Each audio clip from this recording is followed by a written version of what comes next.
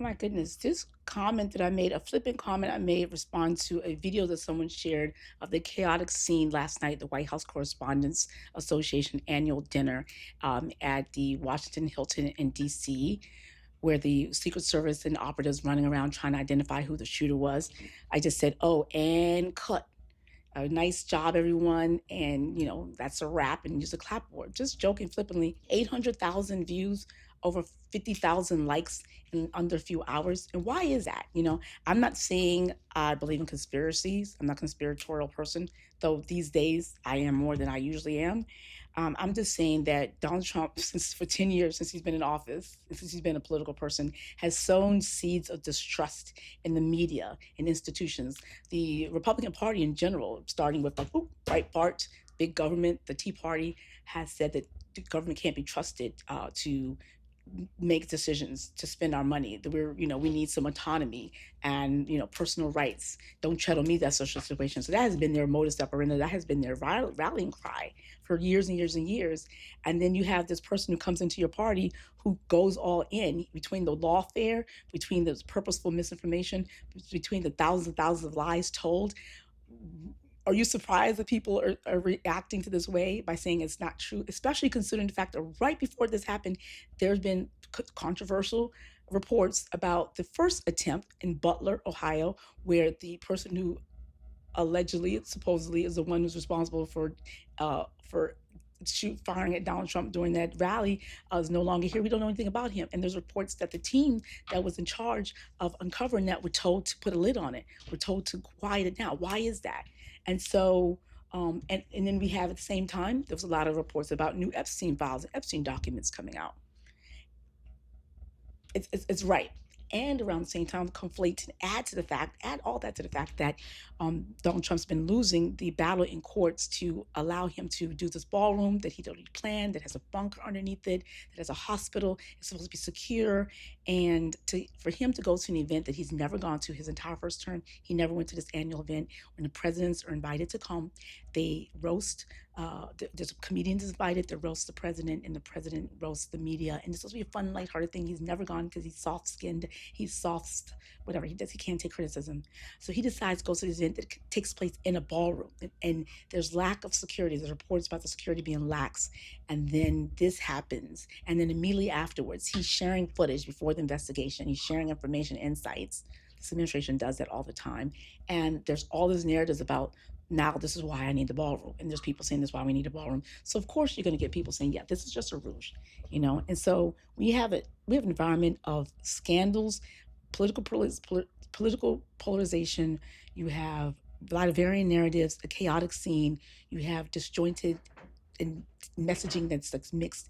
And so it's right. I'm not surprised that people are I don't know this is true going on right now. There's universal distrust in the system, and it doesn't mean that it's fake. It just means that people have been conditioned to question everything. It means that the long-term consequences of political culture built on distrust, spectacle, and information warfare is going to result in a populace that's never going to be necessarily all trusting, and that's bad. That is not good, because you need in times of crisis, in times of emergency, that people be able to actually follow instructions because they trust the leaders. But we don't trust. We have just like broken that down.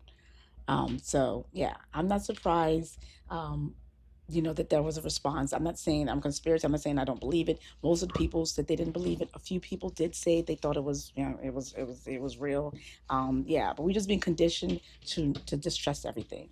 And yeah, and then the other reaction is that there's been so many school shootings in reaction from the rights who are beholden to the NRA, National Rifle Association, the Second Amendment 2A aficionados has always been let us pray. So why are we just to pray to Donald Trump? Why does this event mean that we now have to give him a ballroom?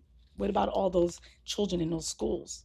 And there's also interesting conversations. The jokes have been funny, but interesting conversation about all those politicians who were scared, who did not know if this was fake, that it was fake, and the fear that they had of believing that something could happen to them. That's the fear that school children endure all the time. All the people who were subject to those mass shootings. Now you know what they feel like. How does that feel like for you? And you have, I thought there was a video of Stephen Miller like behind his pregnant wife, and there's these stories about Cash Patel's girlfriend being in a closet holding the hands of another man. And then there's that other humorous photo of a guy who just kept on eating his meal. Like after they had cleared the ballroom, he was like, I'm not going to let this, I waited this long for my meal. I'm going to finish the food. It's just a mess. And so today, anyway, I can't be surprised. What can you, let's discuss below. What do you think about that? It's interesting. It's chaos, but it's DC. It's a circus. You know, where they say elect a clown, get a circus. We knew this when Donald Trump got elected. Every single day was going to be like that. Steve Bannon said it was shock and awe. It was like flood the zone. Every single day there's chaotic. But the thing about it is nothing they build is solid or is consistent. And everything they build is built on, it's a house of cards. It's fragile. It's not based on law, facts, evidence. It can't be withheld or withstand. It just presupposes that other institutions like the courts, other institutions like independent media, and individual people who have conscious understanding, who have independent thought, free will, and nuanced thinking, and are complex beings will just accept what they're giving, and those presumptions and assumptions were falsely made because we're not. We're going to question everything. We're going to be cynical. We're going to ask. We're going to push back. We're going to sue. We're going to countersue. We're going to request class action. We're going to initiate and ignite class action lawsuits.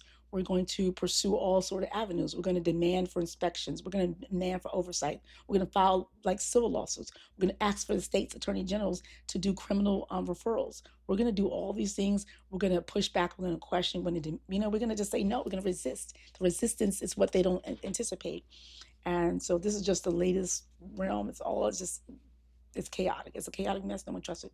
So anyway, this is the flowers that I got. This one that's kind of dying. I got for my daughter, who performed in her first high school musical last night. She had been in 3 productions in her brother's school, and she done a 1-act play festival at her school, but she hadn't gotten cast, and she wasn't quite sure. But for the first time, she went out for a role, and she got it. She was just an ensemble, not just an ensemble. She was an ensemble member, but she shown when she could. So I'm proud of her. So we got her flowers for her and some of her friends who also are in the theater department, and some of her co-ensemble members. And so it was a good time last night. And so this is what I was doing while all of that chaos was going on at the White House Correspondents' Dinner. And I've been to the White House Correspondents Association events, and I did a video recently. So if you're interested, I talk about that in this video right here.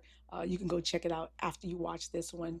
And I give you some insights of my experience at that event. So yeah, and today also a lot of the journalists who went are being lambasted. Some of them are looking for sympathy or empathy or sharing their experiences of being feared. And the comments section is saying like, dude, why did you go? This man talks shit about you guys. He's demonized you. Quiet piggy. He's sued New York Times. He sued CNN. He sued Wall Street Journal. He sued BBC. He got his moneyed friends to acquire. He got his Brendan Carr, the FCC chairman, to sort of try to quiet and anyone who criticizes him because he's so thin-skinned, and he pushes back against the First Amendment rights to free speech, to protest, to speak out for. Yeah, he's not a friend of the Constitution, the Bill of Rights, of the First Amendment, or journalism or media. So why did you go, sis? Why did you go, bro?